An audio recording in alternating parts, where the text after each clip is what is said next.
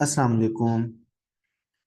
इस वीडियो में मैं आपको class 10 computer science federal board के 5 पेपर्स के इम्पोर्टेंट प्रोग्राम्स सॉल्व करके दिखाऊंगा, बना के दिखाऊंगा। और उम्मीद है कि इनसे आपको हेल्प मिलेगी।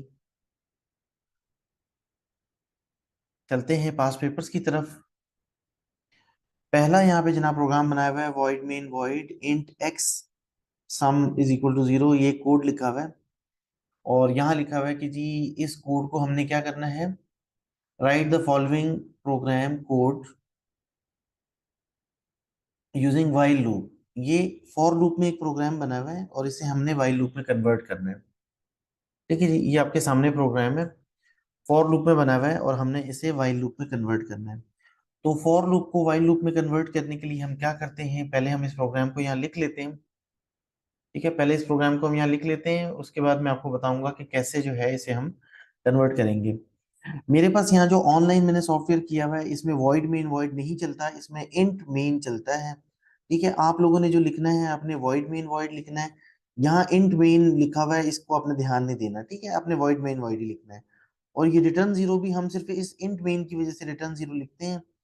ये थोड़ा सा लेटेस्ट प्रोग्राम है, इसलिए यहाँ पे जो है ना ऐसे लिखा हुआ है।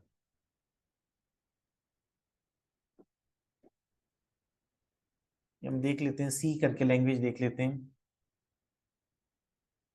ये अब हमने इसको, मैंने लैंग्वेज इसकी चेंज कर दी है, लैंग्वेज सी कर दी है, लेकिन स्टिल अभी ये जो है वो मेन ही आ रहा है। अच्छा जी, include S T D, S T D I O dot H है, standard input output dot header file है, इंट मेन है, प्रिंट एफ में यहाँ इसने हेलो वर्ल्ड लिखा हुआ है। ठीक है, हमने वो प्रोग्राम कौन सा बनाना है, हमने प्रोग्राम वो बनाना है जो यहाँ पे बना हुआ है। तो इस प्रिंट एफ को मैं रहने देता हूँ।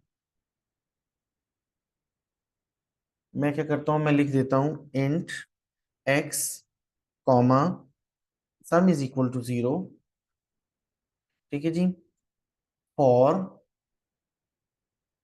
X is equal to 1 semicolon x is less than और इक्वल टू 99, फिर semicolon x is equal to x plus 2। और आगे जनाब जो है ना इसने किया हुआ है sum is equal to sum plus x और टर्मिनेटर लगाया हुआ है सेमीकॉलन। फिर उसकी अगली लाइन में जो है वो लिखा हुआ है प्रिंट एफ, प्रिंट एफ में लिखा हुआ है sum of odd numbers from 1 to 99 is percentage D. और परसेंटेज डी के बाद इन्वर्टेड कॉमास क्लोज होने के बाद कॉमा लगा के उसने लिखा हुआ है सम, और फिर ब्रैकेट क्लोज और टर्मिनेटर। ठीक है जी, और उसके बाद जनाब यहाँ पे हमारी ये जो ब्रैकेट क्लोज हो रही है, मेन की बॉडी यहाँ पे क्लोज हो रही है। ठीक है, तो आपका जो है, आप लोगों ने क्या करना है, आप लोगों ने ये रिटर्न जीरो नहीं लिखना और यहाँ वॉइड मेन वॉइड लिखना है। ठीक है जी, अच्छा, ये जनाब आपका कोड है। अब इसको हमने क्या करना है, इसको हमने बनाना है वाइल लूप में करना है। यहाँ पे लिखा हुआ है right the following, right the following program code segment using while loop. ठीक है, तो ये फॉर लूप है, फॉर लूप को वाइल लूप में कन्वर्ट करना है, बहुत आसान है फॉर लूप को वाइल लूप में कन्वर्ट करना। सबसे पहले क्या करेंगे, हम थोड़ा सा इसको गैप दे देंगे, और इसको भी मैंने देखिए गैप दे दिया। क्यों, उसकी वजह क्या है कि ये है फॉर लूप। फॉर लूप के साथ जब भी फॉर लूप की जो बॉडी होती है, उसकी जो नेक्स्ट स्टेटमेंट होती है, अगर ब्रैकेट नहीं लगी होगी तो ये जो नेक्स्ट स्टेटमेंट है ये इसकी बॉडी होगी। ठीक है, ये फॉर लूप है और ये उसकी बॉडी है।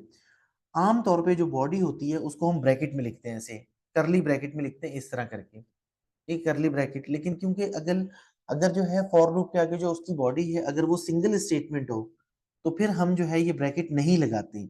हाँ, अगर फर्ज करें कि ये जो प्रिंट एफ की जो स्टेटमेंट है, अगर ये प्रिंट एफ वाली स्टेटमेंट भी जो है वो फॉर लूप की बॉडी में शामिल होती, तो फिर हमने ब्रैकेट लगानी थी।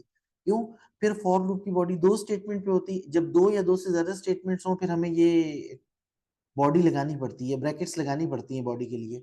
लेकिन क्योंकि यहाँ पे ब्रैकेट नहीं लगी थी, इसलिए मुझे पता चल गया या हमें पता चल गया कि जी फॉर लूप की जो फॉर लूप है वो सिर्फ इतना इन दो स्टेटमेंट्स में मुश्तमिल है, और ये जो प्रिंट है, जो प्रिंट एफ की स्टेटमेंट है, ये फॉर लूप के अंदर नहीं आ रही। ठीक है, इसे भी मैंने दूर कर दिया और यहाँ भी मैंने गैप दे दिया। अब मेरे पास ये फॉर लूप की ये जो है ना दो लाइंस हैं, फॉर लूप दो लाइंस पे कंसिस्ट कर रहा है, फॉर लूप दो स्टेटमेंट पे या दो लाइंस पे। इन दोनों लाइंस को मैंने क्या करना है, कन्वर्ट करना है व्हाइल लूप में। तो भाई फॉर लूप को व्हाइल लूप में कन्वर्ट करना बहुत आसान है। आप क्या करें, आप फॉर की जगह व्हाइल लिख दें। ठीक है, फॉर की जगह व्हाइल लिख दें। और फॉर लूप में तीन चीजें होती हैं। जो पहली चीज है फॉर लूप में, जिसे इनिशियलाइजेशन कहते हैं, इसे यहाँ से उठा के ऊपर ले जाएं, व्हाइल के ऊपर ले जाएं। ठीक है, और फॉर लूप में जो है क्योंकि सिंगल स्टेटमेंट थी, इसलिए हमारे पास जो है ना बॉडी नहीं थी। लेकिन व्हाइल लूप में हम क्या करेंगे कि ये जो इंक्रीमेंट डिक्रीमेंट है, इसको भी हम उठा के ना, और जो व्हाइल लूप जो फॉर लूप था उसकी जो स्टेटमेंट थी उसकी सबसे आखिर में ले जाएंगे। अब क्योंकि यहाँ पे दो स्टेटमेंट्स हो गई हैं, तो मुझे मुझे क्या करना पड़ेगा, मुझे यहाँ पे बॉडी लगानी पड़ेगी। ठीक है, और यहाँ मैंने स्टेटमेंट टर्मिनेटर लगाया और ये मैंने बॉडी क्लोज कर दी। ठीक है, वाइल के सामने क्या होगा, वाइल के सामने सिर्फ और सिर्फ एक सिंगल कंडीशन होगी बस। तो हमने क्या किया, फॉर लूप के सामने जो तीन चीजें थी, जो पहली फॉर लूप के सामने जो तीन चीजें थी कौन कौन सी थी, पहली थी इनिशियलाइजेशन, उसको ऊपर ले गए। और तीसरी जो थी वो थी इंक्रीमेंट डिक्रीमेंट, उसको हम बॉडी के अंदर आखिरी स्टेटमेंट बनाएंगे, बॉडी के अंदर लास्ट स्टेटमेंट। और ये बॉडी के अंदर पहले से स्टेटमेंट फॉर लूप की एक ही स्टेटमेंट थी, अब दो हो गई है, इसलिए ये बॉडी की ब्रैकेट लगाना जरूरी हो गई है। तो ये जनाब हमारा जो है फॉर लूप कन्वर्ट हो गया है वाइल लूप के अंदर। ठीक है जी, अब आप इसको बेशक करीब कर लें, इसको बेशक जोड़ के लिख दें, कोई मसला नहीं है। मैंने क्यों इनको दूर किया था, ताकि हमारी स्टेटमेंट बन जाए। ये देखिए, ये भी मैंने ये लिखा, कहता है जी sum of odd numbers from 1 to 99 is 2500। ये प्रोग्राम बना हुआ था सम मालूम करने का। तो सिर्फ हमने क्या किया, हमने इसकी लूप चेंज की है। हमने फॉर लूप को किस में किया है, फॉर लूप को वाइल लूप में कन्वर्ट किया है। अच्छा, अगर आपने कभी आपको आ जाए कि वाइल लूप को फॉर लूप में कन्वर्ट करो, फिर आप क्या करेंगे। वाइल लूप को फॉर लूप में कन्वर्ट करने के लिए आप क्या करेंगे कि वाइल के आगे सिर्फ क्या होता है, वाइल के आगे सिर्फ एक कंडीशन होती है। जब भी वाइल लिखा होगा, वाइल के सामने एक कंडीशन लिखी होगी। ठीक है, तो वाइल लूप को फॉर लूप में कन्वर्ट करने के लिए आप क्या करेंगे, आप लिखेंगे वाइल की जगह फॉर लिखेंगे। ठीक है, अब वाइल से ऊपर जो है ना, वहां पे क्या होगी, इनिशियलाइजेशन होगी, उसको जो है लाके फॉर लूप में पहला फर्स्ट पार्ट बना देंगे। सही है, और वाइल लूप की बॉडी के अंदर जो सबसे आखिर में जो है ना कोई कंडीशन लिखी होगी, उस कंडीशन को आप लाके यहाँ पे लिख देंगे, और सेमी कॉलन से अलग करके उसको एक और बना देंगे तीसरा हिस्सा। तो फॉर लूप के आगे आप याद रखें, फॉर लूप के आगे तीन टुकड़े होते हैं, तीन हिस्से होते हैं। पहला हिस्सा होता है इनिशियलाइजेशन, जिसे मैं स्टार्टिंग पॉइंट भी कहता हूँ कि जी यहाँ से शुरू करना है। बीच में होती है कंडीशन, दरमियान में से ये, और तीसरा हिस्सा होता है इंक्रीमेंट या डिक्रीमेंट। यहाँ पे ये इंक्रीमेंट है। ठीक है, x is equal to x plus two का मतलब है कि हर दफा दो प्लस होंगे। और क्योंकि अब यहाँ पे सिर्फ सिंगल स्टेटमेंट रह गई है, इसलिए मुझे ये बॉडी की ब्रैकेट्स जो थी, करली ब्रैकेट्स जो थी बॉडी के लिए, उनकी जरूरत नहीं है। अब देखिए, ये भी वही काम कर रहे हैं, sum of odd numbers from 1 to 99 is 2500। ठीक है जी, तो मुझे उम्मीद है कि आपको इस प्रोग्राम की समझ आई होगी। ये प्रोग्राम क्या था, हमें क्या करना था, हम क्या करना था, हमें फॉर लूप को वाइल लूप में कन्वर्ट करना था। तो फॉर लूप को वाइल लूप में कन्वर्ट करने के लिए जो हमें ये प्रोग्राम दिया हुआ था, मैं एक दफा फिर बता देता हूँ। हमें ये प्रोग्राम ऐसे दिया हुआ था, ये चार हमें स्टेटमेंट्स ऐसे लाइन में दी हुई थी। मैंने क्या किया, मैंने फॉर लूप से, फॉर लूप के ऊपर वाली जो चीज थी, मैंने थोड़ा सा गैप दे दिया। जहां से फॉर लूप शुरू हो रहा है, ऊपर मैंने थोड़ा सा गैप दे दिया। फिर फॉर लूप के आगे, फॉर लूप के मैं देखूंगा, फॉर लूप की अगली लाइन में अगर ब्रैकेट लगी हुई है तो वो उसकी बॉडी है। यहाँ ब्रैकेट नहीं लगी, करली ब्रैकेट, यहाँ फॉर लूप के फौरन यहाँ पे अगर इसकी फॉर लूप की बॉडी अगर एक से ज्यादा स्टेटमेंट्स पे कंसिस्ट करती, तो फिर यहाँ ब्रैकेट लगी होती। ब्रैकेट ना होने का मतलब है कि फॉर लूप की जो बॉडी है वो सिर्फ और सिर्फ इस एक स्टेटमेंट पे कंसिस्ट कर रही है। इट मींस ये जो प्रिंट वाली स्टेटमेंट है, ये फॉर लूप की बॉडी के अंदर नहीं आ रही, इसको थोड़ा सा गैप दे दें। अब हमें पता चल गया कि हमारा जो फॉर लूप है वो सिर्फ और सिर्फ इन दो लाइंस पे कंसिस्ट कर रहा है। फॉर लूप को वाइल लूप बनाने के लिए हम क्या करेंगे, फॉर लूप की बॉडी में जो पहली जो पहला टुकड़ा है, उसका जो पहला पार्ट है, जिसे इनिशियलाइजेशन कहते हैं, उसे हम क्या करेंगे, फॉर के ऊपर लिख देंगे, ठीक है। और फॉर लूप की बॉडी में, फॉर लूप की जो सामने बॉडी है उसमें जो आखिरी ये इंक्रीमेंट डिक्रीमेंट का यहाँ पे जो थर्ड पार्ट था, इसे कट करके हम जो है वो फॉर लूप की जो ऑलरेडी स्टेटमेंट है उसके सबसे आखिर में लिख देंगे, ठीक है। और फॉर लूप के सामने क्या रह जाएगा, सिर्फ और सिर्फ कंडीशन रह जाएगी। अब ये जो कंडीशन रह गई है फॉर लूप के सामने, ये कंडीशन किसे चाहिए थी, वाइल को चाहिए थी, इसीलिए तो मैंने सिर्फ कंडीशन छोड़ी थी कि वाइल कहता है कि मेरे सामने सिर्फ और सिर्फ एक चीज होनी चाहिए, और वो क्या होना चाहिए, कंडीशन होनी चाहिए, ठीक है जी। अब क्योंकि वाइल लूप के सामने आगे जो है ना दो स्टेटमेंट्स हैं, अगर सिंगल स्टेटमेंट होती तो मुझे मुझे जरूरत नहीं थी करली ब्रैकेट लगाने की, लेकिन अब दो स्टेटमेंट है तो मैं इन दो स्टेटमेंट्स को करली ब्रैकेट में लिखूंगा। यहां मैंने स्टेटमेंट टर्मिनेटर नहीं लगाया, याद रखें कि जो भी स्टेटमेंट्स होती हैं उनके सामने टर्मिनेटर लगाते हैं। अच्छा, कुछ कुछ जगह पे टर्मिनेटर नहीं लगाते, कहाँ नहीं लगाते, लूप जो होते हैं फॉर लूप वाइल लूप उनकी क्योंकि बॉडी होती है, इसलिए जितने भी फंक्शंस हैं जिनकी बॉडीज होती हैं उनके सामने स्टेटमेंट टर्मिनेटर ये जो सेमी कॉलन है ये नहीं लगता। प्रिंट एफ के सामने हमेशा लगता है, नॉर्मल जो स्टेटमेंट्स होती है उनके सामने लगता है, लेकिन जैसे ये वाइल लूप है, वाइल लूप के आगे इसकी बॉडी है ना, इसलिए वाइल लूप के सामने टर्मिनेटर नहीं लगता क्योंकि आगे उसकी बॉडी आनी होती है। इसी तरह ये देखिए मेन फंक्शन है, ये मेन फंक्शन है ना, मेन फंक्शन के सामने भी देखिए यहाँ पे जो है ना टर्मिनेटर नहीं लगा, क्यों, क्योंकि ये पूरी की पूरी जो है ना मेन की बॉडी है ना, इसलिए। तो हर वो फंक्शन, हर ऐसी चीज जिसके आगे बॉडी होती है उसके आगे टर्मिनेटर नहीं लगता। तो ये मैंने क्या किया, ये मैंने जो है फॉर लूप जो दिया हुआ था उसको मैंने वाइल लूप में कन्वर्ट कर दिया। उम्मीद है आपको समझ आ गई होगी, ठीक है। फॉर लूप को मैंने वाइल लूप में भी करके दिखाया, वाइल लूप को फॉर लूप में भी करके दिखाया।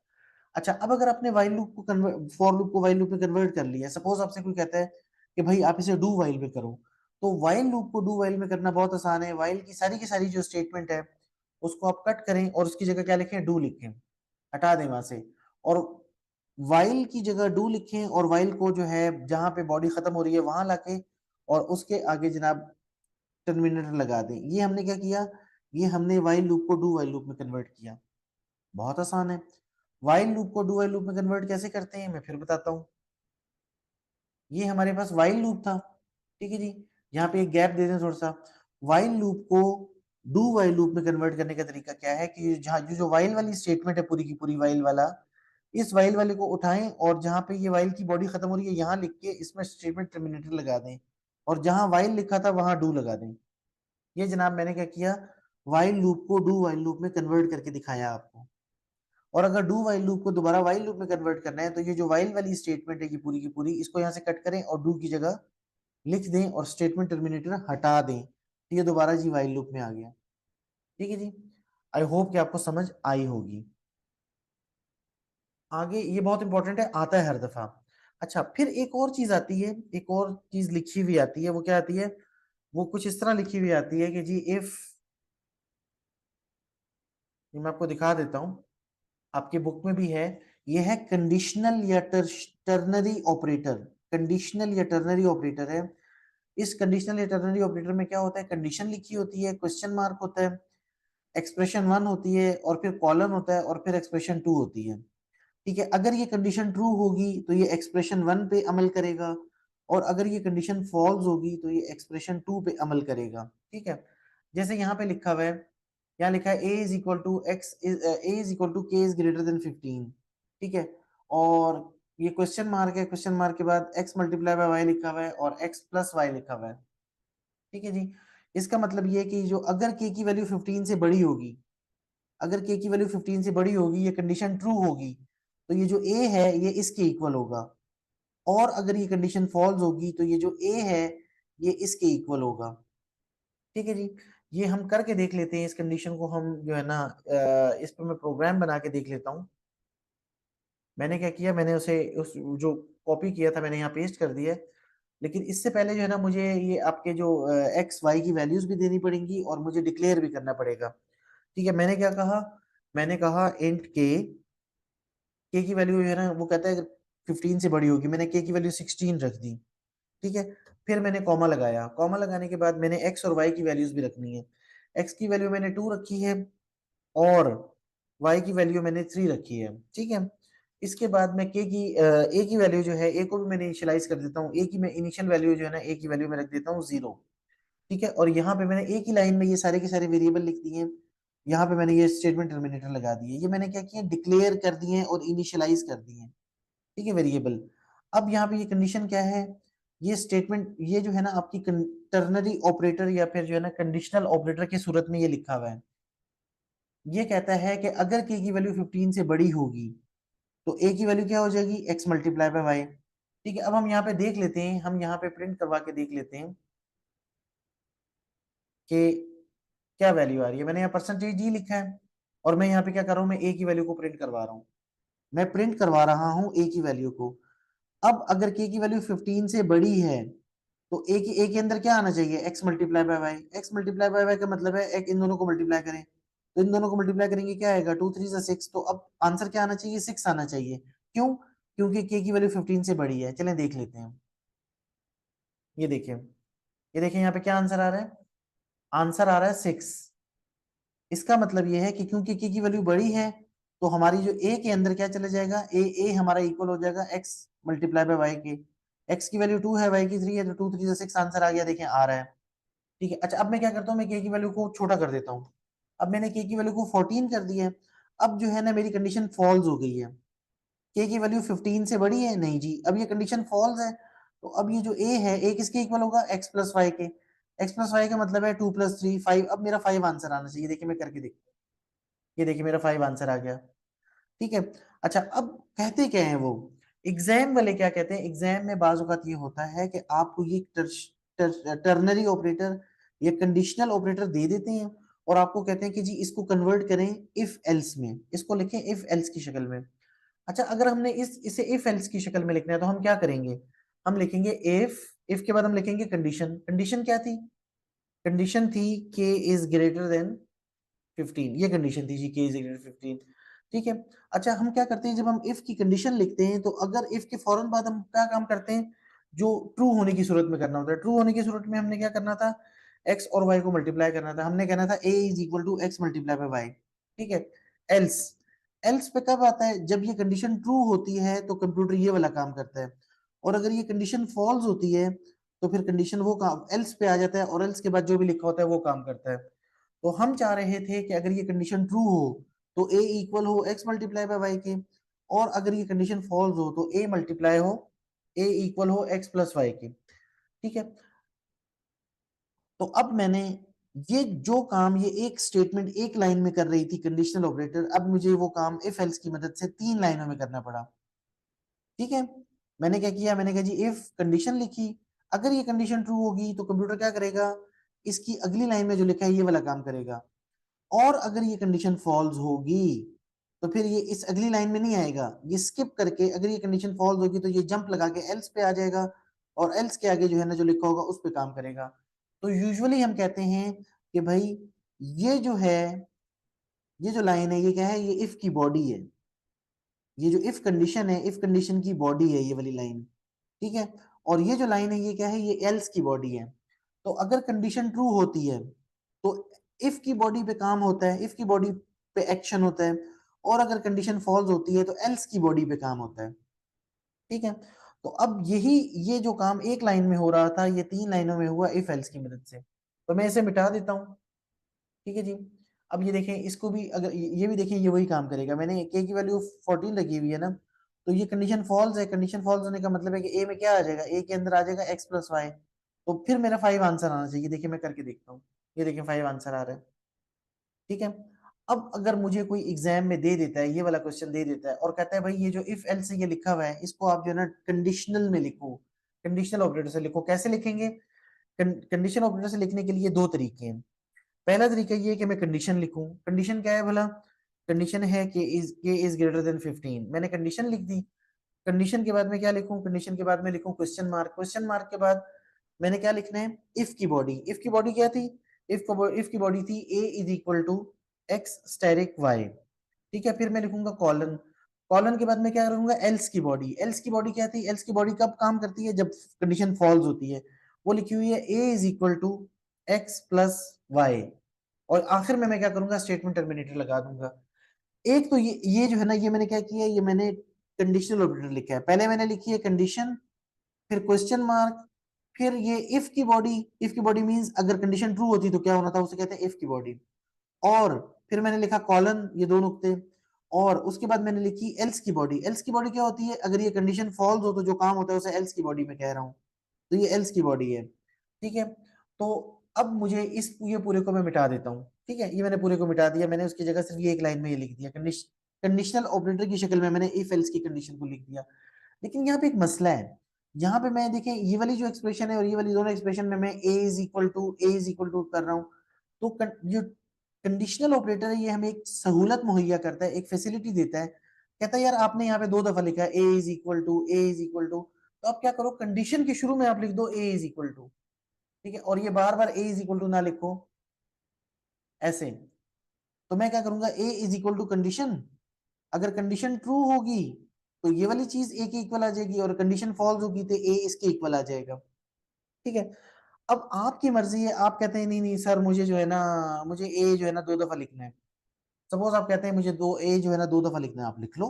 आप यहाँ लिखो कंडीशन, यहाँ लिखो A is equal to X multiply by Y, और यहाँ लिखो A is equal to x plus Y.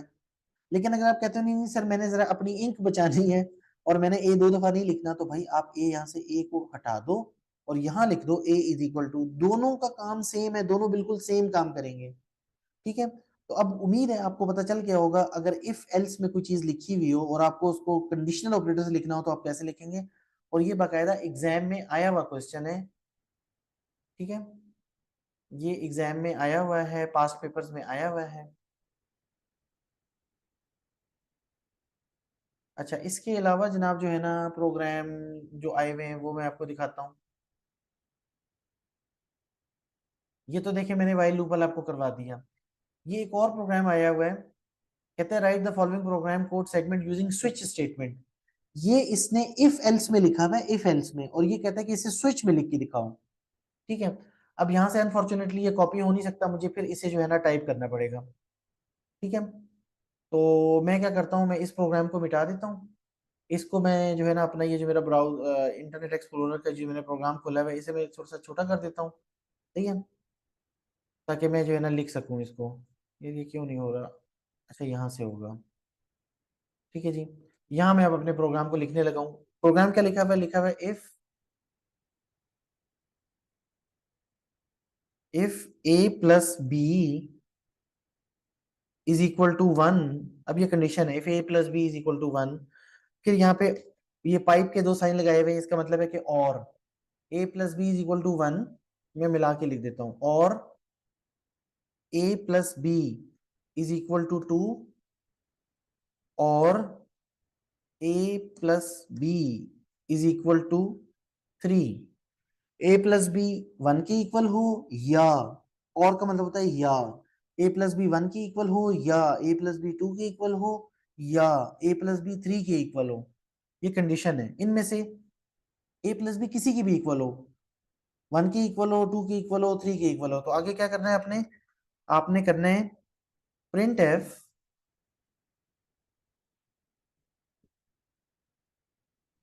You are in first three positions. ठीक है जी, ये आ गई। अच्छा, अगर इनमें से एक ए प्लस बी की वैल्यू वन भी ना हो, टू भी ना हो, थ्री भी ना हो, सही है, ए प्लस बी की वैल्यू वन भी ना हो, टू भी ना हो, थ्री भी ना हो, इसके अलावा हो कुछ, तो फिर क्या करेंगे, फिर लिखेंगे एल्स। एल्स के बाद जनाब हम अगली लाइन में लिखेंगे print f you are not in first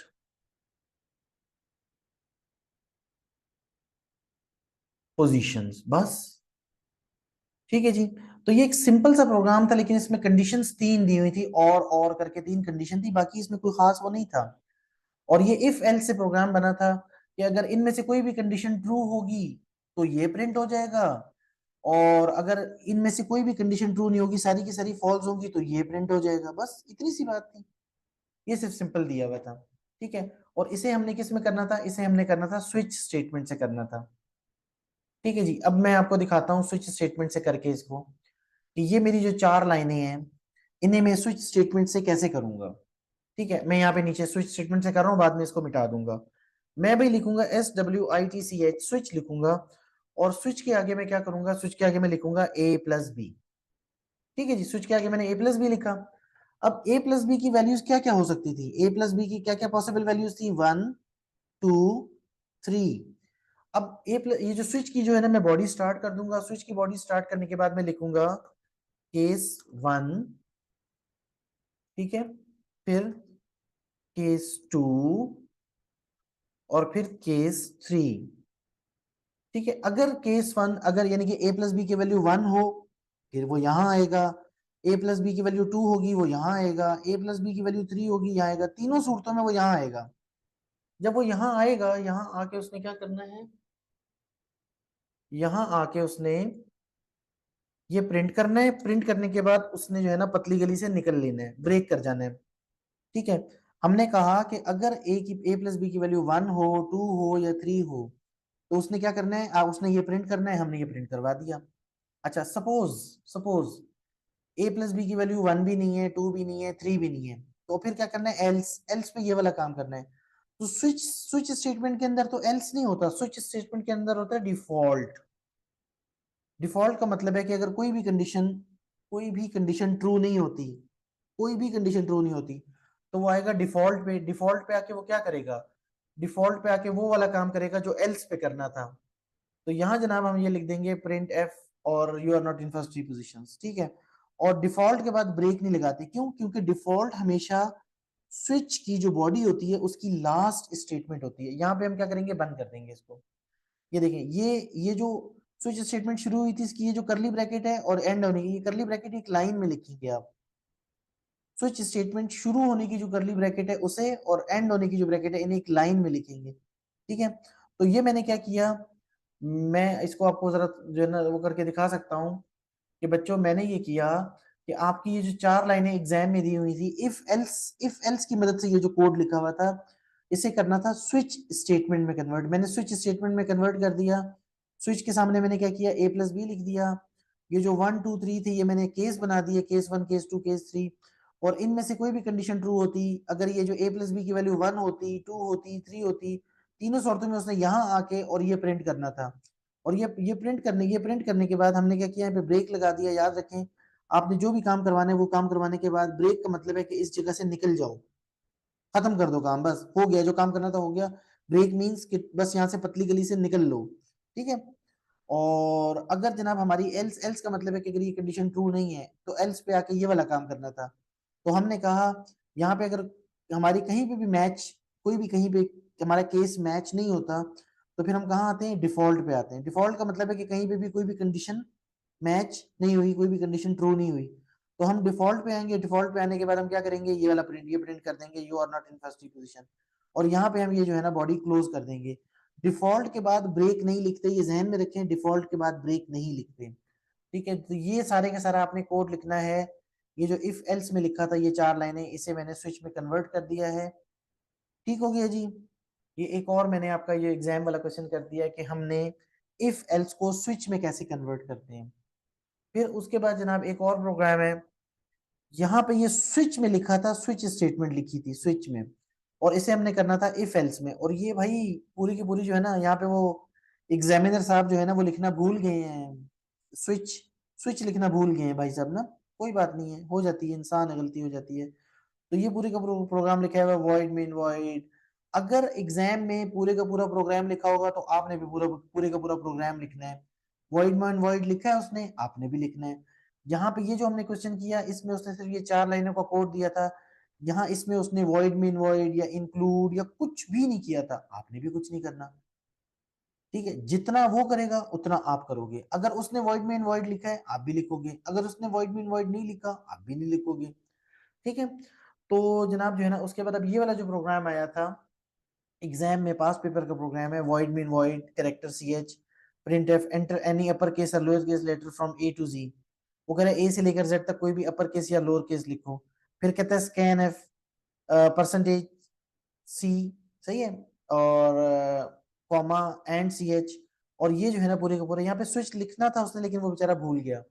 और ये पूरे का पूरा उसने लिखा जी, अगर वो case a small a capital a small e capital e small i capital i small o capital o small u capital, इसका मतलब ये कि अगर आप कोई भी वॉवेल एंटर करेंगे तो वो प्रिंट करेगा यू टाइप्ड अ वॉवेल, ठीक है, ब्रेक, वॉवेल ये लिख के वो ब्रेक कर जाएगा। अगर आपका जो आपने एंटर किया है वो इनमें से किसी से भी मैच नहीं करता, इसका मतलब है वो वॉवेल नहीं है। अगर इनमें से किसी से भी वो मैच नहीं करता, इसका मतलब है आपने जो कैरेक्टर एंटर किया वो वॉवेल नहीं है। तो अगर वो वॉवेल नहीं है तो वो क्या लिखेगा, डिफॉल्ट पे आएगा, लिखेगा यू टाइप्ड अ कॉन्सोनेंट, ठीक है। तो ये जो प्रोग्राम बच्चों लिखा हुआ है, आपने बाकी सारे का सारा प्रोग्राम तो ऐसे का ऐसा लिखना है। ये जो स्कैन एफ है ना, स्कैन एफ तक अपने वैसे का वैसा लिखना है। स्कैन एफ के बाद क्या करना है मैं आपको यहाँ टाइप करके दिखा देता हूँ, ठीक है। ये जो स्कैन एफ है ना, उसके बाद अपने ये जो ब्रैकेट है, ये जो ब्रैकेट शुरू हो रही है ये आपने नहीं शुरू करनी, और ये वाली ब्रैकेट भी आपने खत्म नहीं करनी। कौन सी ब्रैकेट नहीं शुरू करनी, कौन सी ब्रैकेट खत्म नहीं करनी, ये वाली ब्रैकेट नहीं शुरू करनी, ये वाली ब्रैकेट खत्म नहीं करनी, सही है। अब आपका ये जो सारे का सारा प्रोग्राम है जो आपने स्विच की शक्ल में लिखा था, इसे आपने इफ एल्स की शक्ल में लिखना है। कैसे लिखना है मैं आपको बता रहा हूँ। आपने लिखना है इफ, इफ के बाद आपने जो है ना कंडीशन लिखनी है, ठीक है। कंडीशन होगी अच्छी खासी लंबी। क्यों अच्छी खासी लंबी कंडीशन होगी, उसकी वजह यह है कि भाई ये केस बहुत सारे है ना। इफ के बाद आपने लिखना है सी एच, क्योंकि हम ऊपर ना सी एच यूज करें कैरेक्टर। मैं कहूंगा जी अगर सी एच किसके इक्वल है, स्मॉल ए के इक्वल है, अगर सी एच स्मॉल ए के इक्वल है, ठीक है। और यहाँ पे मैं और कंडीशन लगाऊंगा, दो इस तरह की लाइनें लगाऊंगा, और सी एच किसके इक्वल है, कैपिटल ए के इक्वल है, ठीक है। और सी एच किसके इक्वल है, स्मॉल ई के इक्वल है, ठीक है। अब ये लंबा चलेगा काम, और आप लिखें, कोई मसला नहीं है, कोई मसला नहीं है, आप लिखें इसको, जितनी आपकी कॉपी में गुंजाइश है ना आप लिखें इसको। And c h is equal to, अब क्या लिखना है, कैपिटल ई। अभी तो मैंने स्मॉल ए और कैपिटल ए, स्मॉल ई और कैपिटल ई किया है, अभी तो 6 रहते हैं पूरे। फिर मैंने लिखा and c h is equal to small i, single quotation में लिखना है। फिर and c h is equal to capital i, ठीक है। अगर ये लाइन फर्ज करें जगह खत्म होगी, अगली लाइन में आ जाएं, कोई बात नहीं है। C h is equal to capital i तक हो गया, अब स्मॉल हो, ये जी स्मॉल हो। फिर and c h is equal to capital o, ठीक है जी। फिर and c h is equal to capital o तक हो गया, चलें जी। फिर c h is equal to क्या होगा, small u, and c h is equal to capital u. चलें जी, अल्लाह ने करम किया। सारे जो है ना जितने भी ये केस थे ना जो इकट्ठे आ रहे थे, मैंने इन्हें और करके लिख दिया। Small a capital a, small c, small e capital e, small i capital i, small o capital o, small u capital u, सारे लिख दिए। ये मैंने क्या लिखी है, ये मैंने कंडीशन लिखी है। अगर ये कंडीशन ट्रू होगी तो हम क्या करेंगे, हम नहीं करेंगे, कंप्यूटर करेगा। क्या करेगा जी, वो करेगा प्रिंट एफ, क्या लिखेगा, यू टाइप्ड आ वोविल, ठीक है जी। एल्स, एल्स के बाद कौन सा काम होना है, एल्स के बाद अगर कंडीशन फॉल्स होगी कौन सा काम होना है, जो डिफॉल्ट पे होना है। डिफॉल्ट पे क्या लिखा था, डिफॉल्ट पे लिखा था print f you type a consonant, inverted commas close bracket close statement terminator, ठीक है जी। उसके बाद आपने सिर्फ एक जो ब्रैकेट लगानी है, एक जो ये क्लोज करनी है, ये मेन वाली ब्रैकेट क्लोज करनी है जो आपने शुरू की थी ना, मेन वाली वॉइड में वॉइड के बाद जो ब्रैकेट शुरू की थी वो क्लोज करनी है बस। ये पूरा जो ब्लू कलर में जिसको मैंने किया है इसकी जगह सिर्फ आपने ये वाली चीजें हैं, सिर्फ ये इफ एल्स में, इफ के सामने आपने ये सारे केस और करके लिख देने हैं कंडीशन की शक्ल में। अगर ये कंडीशन ट्रू होगी, कैरेक्टर इनमें से किसी के भी इक्वल होगा तो आप टाइप करेंगे print f you type vowel else, else का मतलब है डिफॉल्ट के बाद वाली चीज। और ये बस इतनी सी चीज आपने एग्जाम में टाइप करनी है, टाइप नहीं करनी सॉरी, लिखनी है। टाइप तो मैंने की है, ठीक है जी। आई होप कि आपको समझ आ गई होगी। आई एम सॉरी, मैं लाइव सेशन जो है ना लेता हूँ, लेकिन लाइव सेशन में जो है ना वो थोड़ा सा डिले आता है, ठीक है। तो इस वजह से जो है ना मैंने सोचा कि चले मैं वीडियो बना के दे देता हूँ, शायद किसी को कोई फायदा हो जाए। ये देखिए, ये भी वही प्रोग्राम है, केस 1 केस 2 केस 3, है ना। ये एक्स की वैल्यू 1 दी हुई है, वाई की वैल्यू 3 दी हुई है। ये किस में दिया हुआ है? ये स्विच में दिया हुआ है, स्विच में। और क्या कह रहे हैं, इसको किस में करो? एलसिफ, एलसिफ से करो। बहुत आसान है। फिर मैं आपको बताने लगा हूं, दोबारा यहीं पे करने लगा हूं, मैं वहां नहीं जा रहा। ये जो पूरा जिसको मैं कर रहा हूं ना, जितना हिस्सा, या इसने गलती की, अच्छा इसने जो है ना, इसने ये वाली जो ब्रैकेट शुरू की थी ये तो खत्म कर दी ना यहाँ पे, लेकिन ये जो मेन वाली ब्रैकेट शुरू की थी इसने यहाँ पे उसको क्लोज नहीं किया, मेन वाली ब्रैकेट को भी क्लोज। देखो ना भाई, आप जो भी ब्रैकेट शुरू करोगे उसे क्लोज भी करोगे, ठीक है। ये मेन वाली ब्रैकेट स्टार्ट हुई, मेन वाली ब्रैकेट यहाँ पे क्लोज होनी चाहिए थी। ये स्विच वाली ब्रैकेट स्टार्ट हुई, ये स्विच वाली ब्रैकेट क्लोज हुई, ठीक है। तो आप जब स्विच स्विच की जगह जो है ना, जब आप लिखोगे, आप स्विच की जगह ये जो स्विच स्टेटमेंट है इसकी जगह इफ एल्स लिखोगे, तो भाई ये स्विच पूरा जहां पे ब्रैकेट स्विच की खत्म हो रही है इस पूरे को हटा दोगे, ठीक है। आप वॉइड में इनवॉइड लिखोगे, ये ब्रैकेट शुरू करोगे, ये इंट लिखोगे, बल्कि मैं आपको करके दिखा देता हूँ, ठीक है। मैं आपको यहाँ करके दिखा देता हूँ। आप क्या लिखोगे? आप लिखोगे void main void, void main void लिखा आपने, फिर ये वॉइड मेन वॉइड की ब्रैकेट ब्रैकेट आपने शुरू की। वॉइड मेन वॉइड ब्रैकेट शुरू करने के बाद आपने लिखा int x is equal to 1। यहाँ पे इसने जो है ना सेमी कॉलन लिखा है, कोई मसला नहीं है, अच्छी बात है, लिखें। अगर आपने इंट दोबारा लिखना है तो आप सेमी कॉलन लिखें। अच्छा मजे की बात ये है कि जब उसने प्रोग्राम दिया होगा ना और वो कन्वर्जन कह रहा है, तो जो उसने लिखा है आपने वैसे ही लिखना है। अच्छा, ये int int x is equal to 1 और फिर सेमी कॉलन, फिर int x y is equal to 3 और फिर सेमी कॉलन, ठीक है।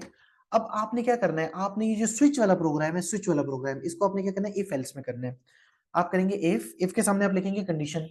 कंडीशन क्या है? कंडीशन में है एक्स प्लस वाई। अब एक्स प्लस वाई किस किस की इक्वल है बेटा? एक्स प्लस वाई या तो 1 की इक्वल आएगा या 2 की इक्वल आएगा, या एक्स प्लस वाई की वैल्यूज क्या क्या आ रही हैं? केस 1 का मतलब है कि एक्स प्लस वाई की वैल्यू 1 भी आ सकती है। केस 2 का मतलब है कि एक्स प्लस वाई की वैल्यू 2 भी आ सकती है। केस 3 का मतलब है एक्स प्लस वाई की वैल्यू 3 भी आ सकती है। बस एक्स की वैल्यू या 1 आएगी या 2 आएगी या 3। मैं कह रहा हूँ या एक्स की वैल्यू, एक्स प्लस वाई की वैल्यू क्या आएगी? या 1 या 2 या 3। मैं या करके लिख देता हूँ, देखिए। मैंने कहा इफ एक्स प्लस वाई जो है 1 के इक्वल है, और एक्स प्लस वाई 2 के इक्वल है, और एक्स प्लस वाई 3 के इक्वल है। अच्छा, ये एक लाइन में लाना था ना, तो मैं इसको थोड़ा सा जो है ना बढ़ा देता हूँ ताकि यहाँ आ जाए, और ये मैंने जी बंद कर दी।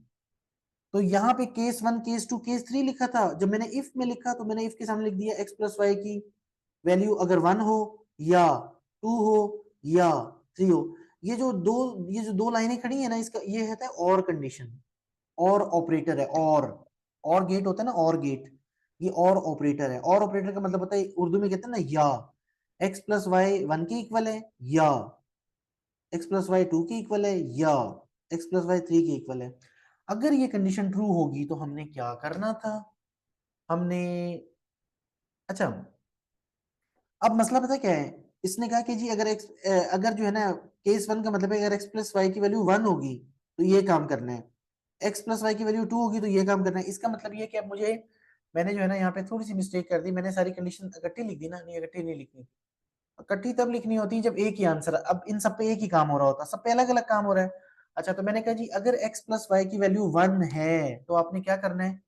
अगर x प्लस वाई की वैल्यू 1 आए तो आपने क्या करना है? आपने लिखना है print F sum of x and y is 1, ये आपने लिखना है, ठीक है जी। इन्वर्टेड कॉमास बंद, ब्रैकेट बंद, स्टेटमेंट टर्मिनेटर। तो अगर ये x प्लस वाई की वैल्यू 1 आएगी तो वो ये काम करेगा, प्रिंट ये प्रिंट करेगा। सपोज x प्लस वाई की वैल्यू 1 नहीं आती तो फिर वो क्या हो जाएगा? अगर ये कंडीशन फॉल्स होगी, कहाँ आएगा वो? x पे आएगा। x पे आने के बाद वो दोबारा फिर क्या करेगा? फिर कंडीशन चेक करेगा, फिर क्या करेगा? फिर ये वाली कंडीशन आ जाएगी। लेकिन अब वो क्या चेक करेगा? 1 के इक्वल तो नहीं आया। तो अगर 1 के इक्वल नहीं आया तो क्या चेक करेगा? वो चेक करेगा कि क्या x प्लस वाई 2 के इक्वल है, क्या x प्लस वाई 2 के इक्वल है। अगर x प्लस वाई 2 के इक्वल है तो वो क्या प्रिंट करेगा अगली लाइन में? वो अगली लाइन में प्रिंट करेगा कि सम ऑफ x एंड y क्या है? 2 है। फिर एल्स, फिर एल्स पे फिर क्या करेगा? फिर दोबारा कंडीशन चेक करेगा। फिर कौन सी कंडीशन चेक करेगा? कि क्या इफ x प्लस वाई जो है वो 3 के इक्वल है। अगर 3 के इक्वल है तो वो क्या प्रिंट करेगा, फिर वो जो है ना प्रिंट करेगा कि जी X sum of X and Y जो है ना वो 3 के इक्वल है। ठीक है जी, तो ये 3 दफा इसने चेक किया। पहले ये चेक करेगा अगर एक्स प्लस वाई 1 के इक्वल है तो ये प्रिंट कर दो, अगर 1 के इक्वल नहीं है तो कहाँ आएगा, एल्स पे आ जाएगा। एल्स पे आके क्या करेगा कि इफ एक्स प्लस वाई 2 के इक्वल है तो ये प्रिंट कर दो, अगर 2 के इक्वल भी नहीं है फिर एल्स पे आ जाएगा, फिर आके चेक करेगा एक्स प्लस वाई 3 के इक्वल है, अगर 3 के इक्वल है तो ये प्रिंट कर देगा। अब सपोज 3 के इक्वल भी नहीं है, 1 के इक्वल भी नहीं है, 2 के इक्वल भी नहीं है, 3 के इक्वल भी नहीं है, फिर दोबारा यहाँ पे आएगा एल्स पे। एल्स पे आके अब क्या करेगा, भाई हमारे पास 3 ही तो कंडीशन थी, या तो 1 के इक्वल होना था, या 2 के, या 3 के। अगर इन तीनों के इक्वल ना होता तो फिर क्या होता था, डिफॉल्ट में प्रिंट करना था sum of X and Y is not equal to 3। तो अब हम यहाँ पे प्रिंट करेंगे, अगर कंडीशन, अब हमने कंडीशन नहीं लगानी, अब हमने क्या करना है, हमने लिखना है सम ऑफ एक्स, लिखना है sum of print F sum of X and Y is not equal to 3, ये हमने प्रिंट करना है। ठीक है जी, इसे मैं थोड़ी सी जगह और दे देता हूँ ताकि एक लाइन में आ जाए, एक लाइन में आते आते जो ना ये आपके क्वेश्चन को मुतासिर ना करें। ठीक है जी, तो ये हमारा आ गया। तो हमने पहले ये कंडीशन चेक की, अगर x प्लस वाई 1 के इक्वल है तो हम ये लिखेंगे, x प्लस वाई 2 के इक्वल है तो ये करेंगे, x प्लस वाई 3 के इक्वल है तो ये प्रिंट करेंगे। और अगर 1 के भी इक्वल नहीं है, 2 के भी इक्वल, 3 के भी इक्वल नहीं है, तो फिर एल्स पे आखिर पे जब आएगा तो क्योंकि किसी से भी मैच नहीं है तो हम लिखेंगे कि सम, ये वाली आखिरी वाली जो स्टेटमेंट है डिफॉल्ट वाली वो आ जाएगी। ठीक है, अब यहां तक आने के बाद हमने क्या करना है, हमने हमारी जो मेन की बॉडी है, मेन की, ये जो मेन की बॉडी है ना इसको क्लोज कर देना है बस। ठीक है, याद रखिएगा, दो, कुछ बच्चे दो ब्रैकेट लगा देते हैं, कुछ बच्चे गलती से ये जो स्विच, स्विच की बॉडी स्टार्ट वाली ब्रैकेट तो हटा देते हैं, लेकिन स्विच की बॉडी एंड वाली ब्रैकेट कुछ बच्चे नहीं हटाते। दो, मैंने देखा है, मैंने टेस्ट लिया था तो मैं बच्चों ने क्या किया था, ये दो ब्रैकेट लगा दी। भाई आपकी एक ब्रैकेट शुरू हो रही है तो एक ही खत्म होनी चाहिए ना, दो थोड़ी। जितनी ब्रैकेट्स आपकी करली ब्रैकेट जितनी स्टार्ट हो रही है उतनी ही एंड होनी चाहिए। ठीक है, तो ये हमारा जो है, ये जो प्रोग्राम था मैंने इसके सामने ही जो है बना के आपको दिखा दिया कि इफ एल्स से, ये स्विच से बना हुआ था प्रोग्राम, स्विच से बने हुए प्रोग्राम को इफ एल्स में कैसे कन्वर्ट करते हैं। ठीक है, शुरू में मैंने एक ही लाइन में लिख दी थी, वो पिछला प्रोग्राम इस तरह का था, लेकिन यहाँ तो अलग था ना कि केस 1 होगा तो ये करना है, केस 2 होगा तो ये करना है, केस 3 होगा तो ये करना है, तो इसलिए इफ एल्स की अलग अलग कंडीशन लगाई कि अगर एक्स प्लस वाई 1 के इक्वल होगा तो ये काम करेंगे, एक्स प्लस वाई 2 के इक्वल होगा तो ये काम करेंगे। और याद रखें कि अगर ये कंडीशन, इफ की कंडीशन अगर ट्रू होती है तो इफ की बॉडी जो है ना अगली लाइन में लिखी होती है उस पर अमल होता है, उस पर एक्शन होता है। और अगर इफ की बॉडी फॉल्स हो, कंडीशन फॉल्स हो, तो फिर एल्स के सामने जो लिखा होता है उस पर अमल होता है। ठीक है जी, ये मैं मिटा रहा हूँ प्रोग्राम, ये मैंने बना के दिखा दिया आपको। आगे जनाब जो है ना, ये जो प्रोग्राम है इसे क्या करना है, इसे लिखना है वाइल लूप में कन्वर्ट करना है। इस प्रोग्राम को किस में कन्वर्ट करना है, वाइल लूप में कन्वर्ट करना है। तो इस प्रोग्राम में लिखा है वॉइड मेन वॉइड और सारा कुछ लिखा हुआ है। ठीक है, तो इस प्रोग्राम को मैं कैसे कन्वर्ट करके दिखाता हूँ, आप देखिएगा जरा।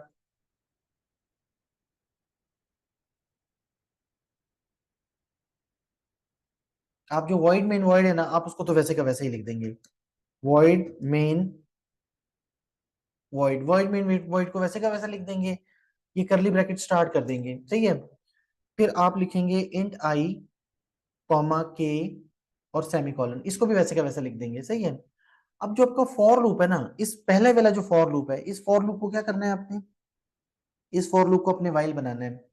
तो जब भी हम फॉर की जगह वाइल लिखते हैं, फॉर लूप को वाइल बनाते हैं, हम फॉर की जगह वाइल लिखते हैं, तो वाइल कहता है कि फॉर के सामने तीन चीजें थी, फॉर के सामने क्या थी, तीन चीजें थी।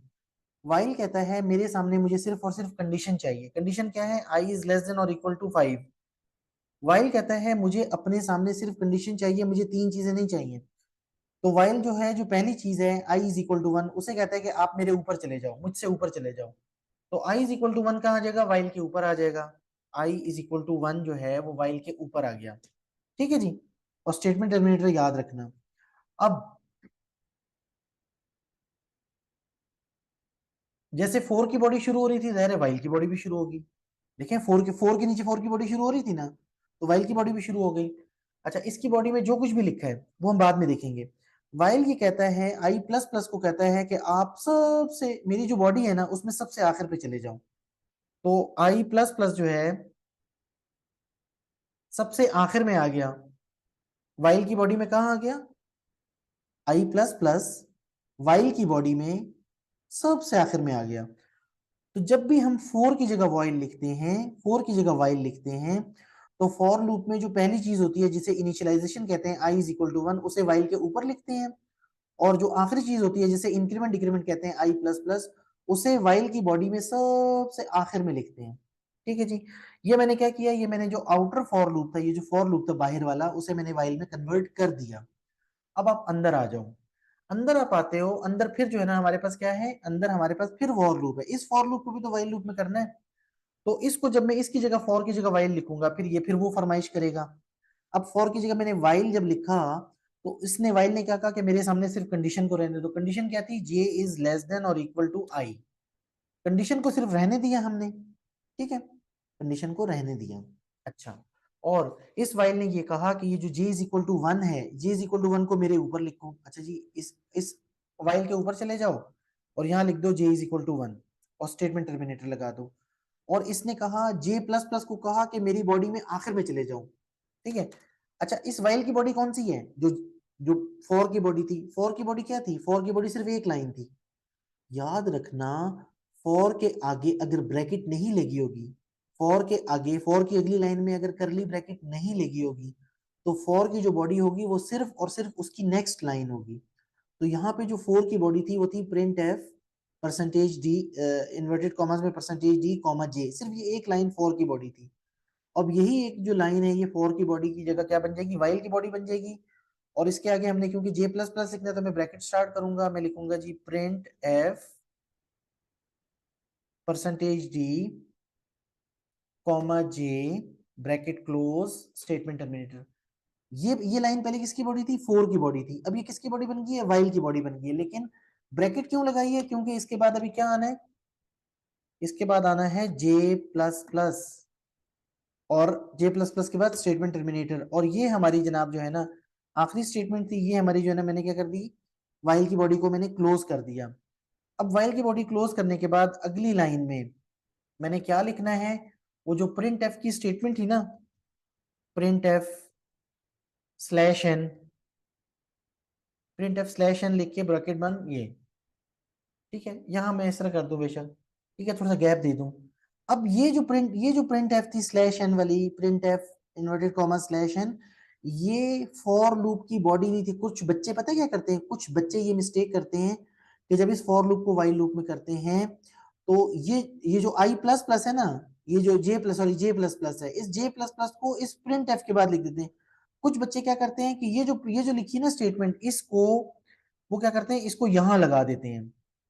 वो ये समझते हैं कि ये जो दोनों प्रिंट है ना, दोनों प्रिंट है, ये फॉर की बॉडी है। नहीं नहीं, फॉर के आगे अगर करली ब्रैकेट स्टार्ट नहीं हो रही, तो फॉर की बॉडी सिर्फ और सिर्फ उसकी नेक्स्ट लाइन है। तो ये जो प्रिंट एफ स्लैश एन लिखा हुआ है, ये फॉर की बॉडी नहीं है। तो अगर ये फॉर की बॉडी नहीं है, तो इसे हम जो है ना बाहर ही लिखेंगे, आउटर लूप की बॉडी में लिखेंगे। और यहाँ पे हम सिर्फ क्या करेंगे, यहाँ पे हम सिर्फ ये जो जे प्लस प्लस था उसको लिखेंगे, और उसकी अगली लाइन में हम बॉडी को क्लोज कर देंगे। पहले यहाँ पे जब जब ये फॉर लूप था, इसकी इसकी बॉडी कितनी थी, सिर्फ एक लाइन। अब इस जो फॉर लूप से हमने वाइल लूप बनाया, फॉर लूप से वाइल लूप बनाया, इसकी बॉडी कितनी होगी, दो लाइन। तभी तो मैंने करली ब्रैकेट लगाई है कि दो लाइंस हो गई हैं। अगर एक लाइन होती तो मैं करली ब्रैकेट ना लगाता। लेकिन इस वाइल ने क्या कहा था, वाइल ने जे प्लस प्लस को कहा था कि जाओ जाके मेरी बॉडी में सबसे आखिर में जाके बैठ जाओ। तो इसकी बॉडी में तो सिर्फ पहले एक लाइन थी, तो जब ये आखिर में आके बैठा इधर, तो अब मुझे करली ब्रैकेट लगानी पड़ी, क्योंकि अब जब भी किसी भी चीज की बॉडी एक लाइन हो तो मैं ब्रैकेट नहीं लगाता। किसी भी चीज की बॉडी, कोई भी फंक्शन है, वाइल लूप है, फॉर लूप है, कोई भी लूप है, कोई भी चीज है, उसकी बॉडी अगर एक लाइन है तो मैं ब्रैकेट नहीं लगाता। हम ब्रैकेट ना भी लगाएं चलेगा। लेकिन अगर किसी की बॉडी दो लाइन पे कंसिस्ट करती है, तो फिर हमें ये करली ब्रैकेट स्टार्ट और एंड लगानी पड़ती है, बताना पड़ता है कि भाई ये वाइल लूप है और ये सारी की सारी उसकी बॉडी है। और ये बॉडी के बाद यहाँ पे टर्मिनेटर वर्मिनेटर नहीं लगता। याद रखना, ये जो स्टेटमेंट टर्मिनेटर, इसका नाम क्या है, इसका नाम है स्टेटमेंट टर्मिनेटर। ये स्टेटमेंट थी, इसके आगे टर्मिनेट हो गई, ये स्टेटमेंट थी, टर्मिनेट हो गई। ये वाइल जो है ना, ये वाइल, ये स्टेटमेंट नहीं है, ये वाइल जो एक फंक्शन है, लूप है ना, फंक्शन है। इसलिए इसके, क्योंकि इसके आगे बॉडी है, जिसके आगे भी बॉडी होती है उसके आगे स्टेटमेंट टर्मिनेटर नहीं लगता, क्योंकि भाई जान ये फंक्शन है, स्टेटमेंट नहीं है, इसलिए इसके आगे टर्मिनेटर नहीं लगेगा। स्टेटमेंट किसके आगे लगेगा? स्टेटमेंट टर्मिनेटर स्टेटमेंट के आखिर पे लगती है। ये स्टेटमेंट है, टर्मिनेटर लगाया, ये स्टेटमेंट है, टर्मिनेटर लगाया, ये स्टेटमेंट है, टर्मिनेटर लगाया। जितनी भी स्टेटमेंट है वहां के उसके आगे टर्मिनेटर लगाएंगे।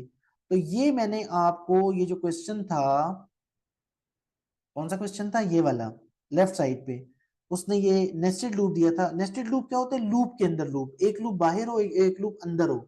लूप के अंदर लूप को, loop with in a loop को कहते हैं नेस्टेड लूप। तो इस जालिम ने हमें इसे जो है ना फॉर लूप, 2 दफा फॉर लूप दिया था, और इसने हमने कहा था, इसने हमें कहा था कि आप इसे वाइल लूप में कन्वर्ट करो। तो मैंने पहले बाहर वाले को कन्वर्ट किया था, आउटर जो मेरा फॉर लूप था उसे मैंने कन्वर्ट किया था। उसका जो इनिशियलाइजेशन था मैंने उसके ऊपर लिखा था, और उसका जो इंक्रीमेंट डिक्रीमेंट था उसकी बॉडी के सबसे आखिर में लिखा था।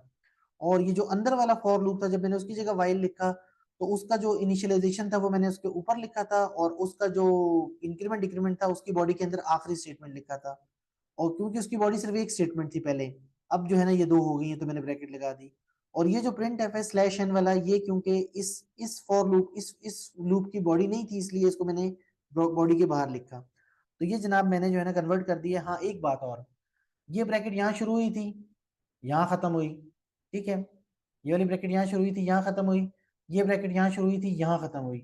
लेकिन मेन वाली मैंने ब्रैकेट खत्म नहीं की। ये लो जी, ये मेन की जो ब्रैकेट है ना, मेन वाली बॉडी, मेन की बॉडी यहाँ शुरू हुई थी, मैंने यहाँ खत्म की। याद रखें, जो चीज जहां शुरू हो रही है, जो ब्रैकेट जहां शुरू हो रही है, उसको जब खत्म करते हो ना तो उसी की लाइन में नीचे लिखो। देखो ये यहाँ जो है ना मेन की बॉडी यहाँ शुरू हुई थी ना, उसी की लाइन में मैंने नीचे देखो यहाँ खत्म की है। ये वाली जो ये जो वाइल लूप है, ये वाला, इसकी ब्रैकेट यहाँ शुरू हुई थी ना, देखो मैंने उसकी लाइन में यहाँ खत्म की है। ये ब्रैकेट यहाँ शुरू हुई थी ना, मैंने यहाँ खत्म की है। तो आपकी जो स्टार्टिंग ब्रैकेट है और क्लोजिंग ब्रैकेट है, स्टार्टिंग और क्लोजिंग ब्रैकेट अगर एक लाइन में होंगी ऊपर नीचे, तो जो प्रोग्राम चेक करेगा उससे बड़ी आसानी होगी। तो जनाब अली मैंने ये प्रोग्राम भी बना दिया है, उम्मीद है आपको समझ आ गया होगा। अब चलते हैं अगले मोड पे। इसको मैंने हटाया, यहाँ से मैंने क्लियर ऑल किया, इधर से मैंने बंद किया, ठीक है। ये हो गया, ये प्रोग्राम भी हो गया, ये प्रोग्राम भी हो गया। अब हम चलते हैं, ये हमने प्रोग्राम बनाना है जो हमारे क्या करेगा, नेस्टेड लूप से बनाना है। चाहे मैं फॉर नेस्टेड लूप से बनाऊं या वाइल से बनाऊं, फॉर से बनाऊं या वाइल से बनाऊं, मैंने क्या डिस्प्ले करवाना है? पहली लाइन में 1, दूसरी लाइन में 1 2, तीसरी लाइन में 1 2 3, फिर 1 2 3 4, फिर 1 2 3 1 2 3 4 5। ये मैंने करवाना है। चलें जी, मैं यहाँ पे आ जाता हूँ, ठीक है। ये सब कुछ मिटा देता हूँ। अब मैं आपको प्रोग्राम बना के दिखा रहा हूँ। मैंने लिखा जी इंट के, इंट मैंने के लिखा, और एक और लिख देता हूँ यार, इंट के लिखा और जे लिखा। ये 2 मेरे वेरिएबल हैं, ठीक है। 2 वेरिएबल है, 2 मैंने लूप चलाने हैं, 2 लूप। मैंने यहाँ पे लिखा फॉर, पहला लूप मैंने क्या लिखा, मैंने कहा जी के की वैल्यू शुरू करो। कहाँ से शुरू करो? के की वैल्यू 1 से शुरू करो, और के की वैल्यू क्या होनी चाहिए? लेस देन और इक्वल टू 5 होनी चाहिए, और के प्लस प्लस होना चाहिए। ये मैंने पहला लूप लगाया। इसका क्या मतलब है? मैं इसे कहता हूँ ये स्टार्टिंग पॉइंट है, ये एंडिंग पॉइंट है। इसका मतलब ये है कि भाई के की वैल्यू 1 से 5 तक, ये लूप कहां से कहां तक चलेगा? 1 से स्टार्ट करेगा और 5 तक चलेगा। ये लूप 1 से लेकर 5 तक चलेगा, और के प्लस प्लस का मतलब है हर दफा एक इंक्रीमेंट करेगा, ठीक है जी। अब मैंने एक अगला, मैंने जो लूप लगाना है, मैंने यहाँ पे बॉडी लगाई, इस बॉडी के अंदर फिर मैंने एक अगला फॉर लूप लगाया, दोबारा फॉर लूप लगा रहा हूँ। अगला जो फॉर लूप है वो क्या होगा? वो होगा जे इज इक्वल टू 1 से शुरू होगा। जे इज इक्वल टू 1 से शुरू होगा, कहां तक चलेगा? जे इज लेस देन और इक्वल टू के तक चलेगा, सही है। अब ये जे इज लेस देन और इक्वल टू के तक चलेगा, और क्या होगा? जे प्लस प्लस होगा। इसमें हम करेंगे क्या? इसमें हम प्रिंट करेंगे, प्रिंट एफ स्लैश करके हमने प्रिंट करना है भैया, जे की वैल्यू प्रिंट करनी है, ठीक है। तो मैंने लिखा परसेंटेज डी के बाद मैंने लिखा कॉमा, कॉमे के बाद मैंने लिखा जे, और यहाँ मैंने लगा दिया टर्मिनेटर। अब ये क्या करेगा? हर दफा जब भी आएगा ये जे की वैल्यू प्रिंट करेगा। क्या करेगा? हर दफा जब भी इस लूप में आएगा, ये वाला लूप जब चलेगा तो ये क्या करेगा? जे की वैल्यू प्रिंट करेगा, ठीक है। लेकिन जे की वैल्यू को मैंने थोड़े वक्फे वक्फे से प्रिंट करना है, इसलिए मैंने यहाँ पे स्लैश टी लिख दिया। स्लैश टी का मतलब क्या है? स्लैश टी का मतलब है कि जब वो जे की पहली वैल्यू प्रिंट करेगा तो अगली वैल्यू को पांच पांच स्पेसेस, एक टैब का डिस्टेंस होता है 5 स्पेसेस का डिस्टेंस, उतना डिस्टेंस के बाद वो प्रिंट करेगा, ठीक है जी। उसके बाद क्या करेगा? मैंने एक थोड़ा सा गैप दिया, क्यों? ये जो फॉर लूप है, ये वाली लाइन है, ये क्या है, इसकी बॉडी है। अब जो अगली मैं प्रिंट एफ की लिखने लगा हूं स्टेटमेंट, ये उसकी बॉडी नहीं है।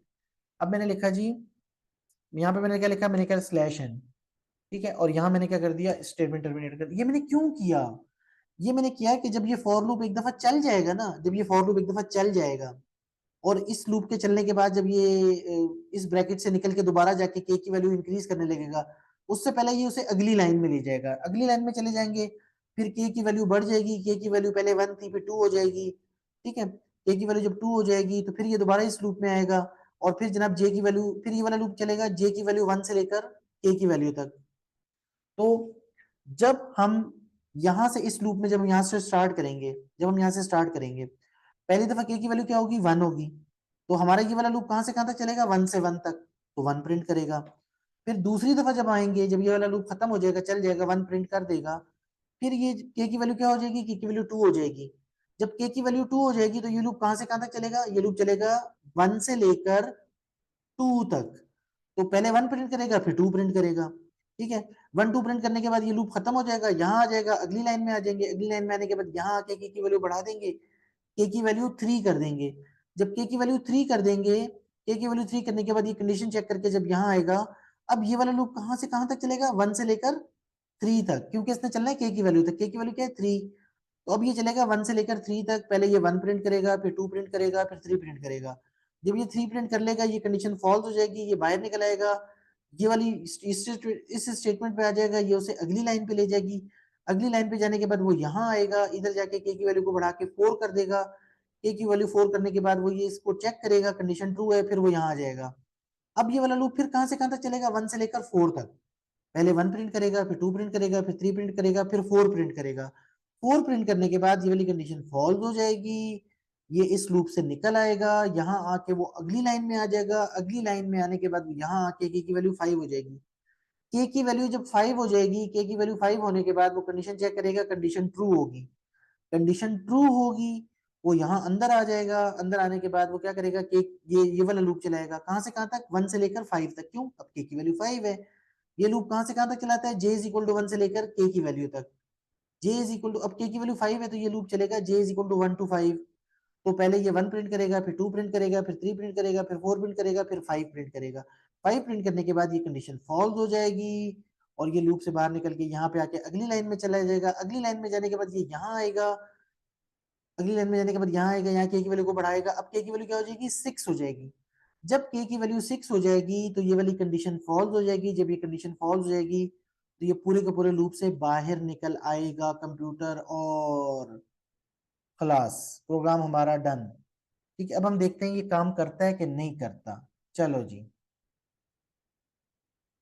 देखा आपने, 1 1 2 1 2 3 1 2 3 4 1 2 3 4 5।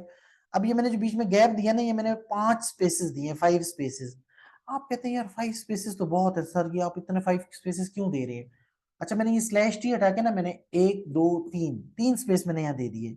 इन्वर्टेड कॉमास के अंदर मैंने 3 परसेंटेज डी लिखने के बाद कितने स्पेस दे दिए, 3 स्पेस दे दिए। 3 स्पेस देने के बाद देखिए मैंने फिर प्रोग्राम को रन किया, अब देखें गैप थोड़ा कम हो गया है, ठीक है, 3 स्पेसेस वाला गैप हो गया है। अच्छा, आप कहते हैं नहीं सर और कम करें, ये लीजिए मैंने एक स्पेस और कम कर दिया।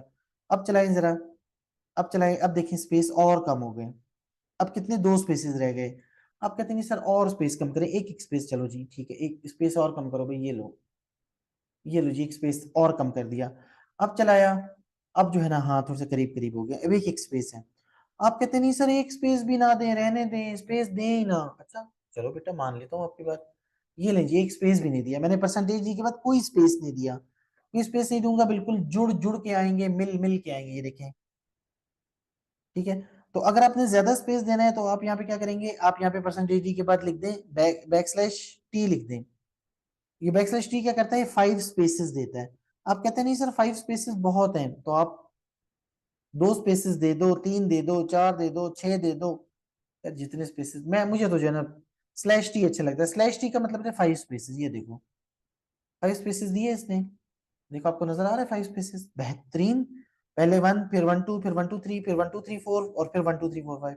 अच्छा, अब अगर मुझे कोई कहता नहीं यार ये जो पहले है ना 1 2 3 4 5 को पहले करो, 1 2 3 4 5 को पहले करो। अच्छा मैं ये जो बार वाला लूप है ना, इसको मैं कर देता हूँ। मैंने कहा क्या क्या किया मैंने इसको, मैंने कहा भाईजान पहले 5 से शुरू करो और 1 पे आओ।